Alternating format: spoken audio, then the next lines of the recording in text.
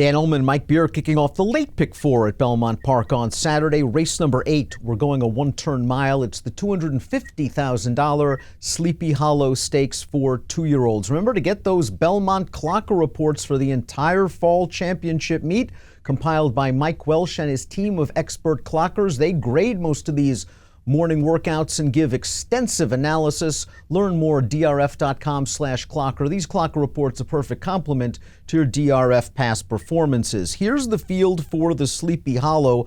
Again, some nice 2-year-old New York breds in here. Number 1, City Man, beaten favorite last time out in the Bertram F. Bongard. Ed's Lasix for Christophe Clement. Yeah, Lasix for the first time. He's been favored in all 3 starts, and he's the morning line favorite for this race.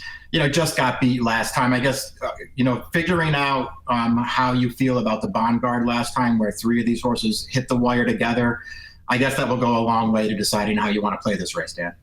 Curious pace projector, I thought, from Timeform US in here. Harris Bay, professionally rated from off the pace, came out and won. We'll show that race later. He's on the lead as he stretches out from 6 furlongs to a mile, according to Timeform US, after a quarter mile in a race that favors horses on or near the early lead. I would have to think that the 2-3 Jokers is going to be up there, and City Man's going to be close as well. Yeah, this is a pretty tough pace to project, I think. In a lot of ways, maybe more of a rider's race. Somebody gets aggressive in here, they can have the front. Let's talk a little bit about City Man. Christophe Clement has done very good work adding Lasix to his 2-year-olds on dirt. In fact, we have a formulator fact for that. Past 3 years, 2-year-olds on dirt adding Lasix, 40% winners, a $5.04 ROI. I thought this horse ran fine at Saratoga winning. It wasn't the most explosive race in the world of Funny Side. And in the Bongard, he was in behind horses. He came with a split. He had his chance. He just missed.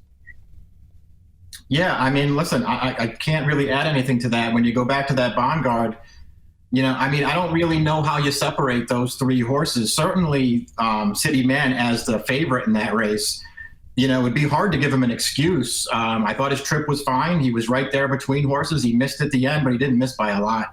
I don't know, maybe Lasix makes the difference, Dan.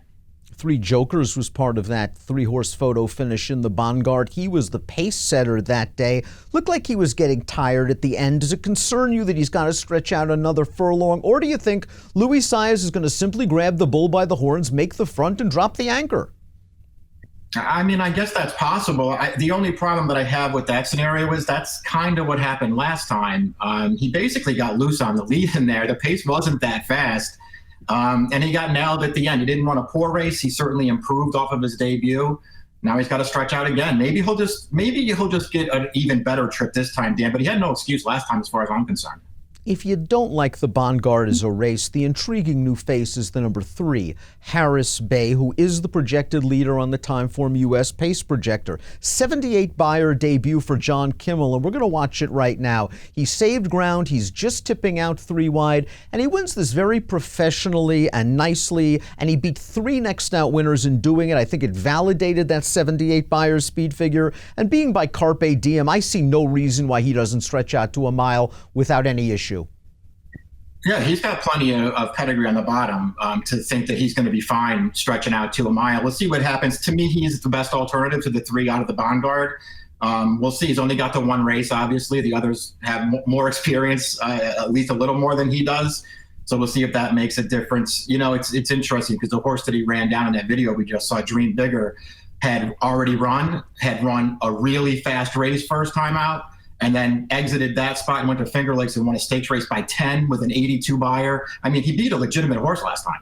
And it looks like he's a legitimate horse for John Kimmel, who sent out some live runners at this fall championship meeting and at Saratoga during the summer as well. The 4 is Captain Bombastic. He had another 2-year-old winner this year for Jeremiah Engelhart, and this one overcame the inside post position and had to come from off the pace. We're going to take a look at that race right now. Captain Bombastic is the number 1, angling to the outside. All in all, a really nice ride from Irad Ortiz, and he's going to wear these horses down in the lane. Yeah, he's going to get up at the end of this race, just has the best finish at the end. He broke about a half length slow from the rail. After that, he got a pretty good trip. He always traveled pretty comfortably, and he wins easily at the end. Not a fast race, but certainly something to build on. Formulator fact for Engelhart regarding Captain Bombastic. Over the past 3 years, 2-year-old last out maiden winners. These are debut winners coming back in their second start on dirt. 38% winners and an ROI of 4.39. Cleon Jones was no match for City Man on the funny side when he fell far, far behind the early lead. He got up a lot closer last time out in the Bonguard, and now we're going to take a look at that race. They swing into the stretch, far outside Cleon Jones. Just inside of him is City Man easing to the 3 path. Down towards the inside is your pace setter, 3 Jokers, and they're all going to hit it together. Yeah, again, I just think it's hard to separate them. You see Cleon Jones is widest. You know, listen, maybe it's an advantage for him just being out in the clear. He'll just get up at the end. You know, he does sort of feel like a horse who's just improving with every start. And I feel like that was sort of the idea on his debut back at Belmont. They really bet him that day. He just didn't look like he wanted to go 5, and he didn't really look like he was all there yet. I think he's getting better with every race. And he has a nice outside post position again, and I think he could work out a very similar trip to last time. I don't think the pace will be faster or will be outrun. I think he'll be in a good position when the real racing starts. Mission Wrap It Up won his career debut by open lengths. Things haven't worked out for him since. Sure, he's stakes placed at Finger Lakes, but he ran into the horse that the Harris Bay whipped at Belmont. That horse just destroyed him in the New York Breeders' Futurity. Yeah, listen, I really like this horse's debut. I tried him a couple of times after that, and for whatever reason, he just hasn't built on that first run. I know he stakes place 2 starts back, but he was never winning that race, and he just hasn't gotten any faster since his debut.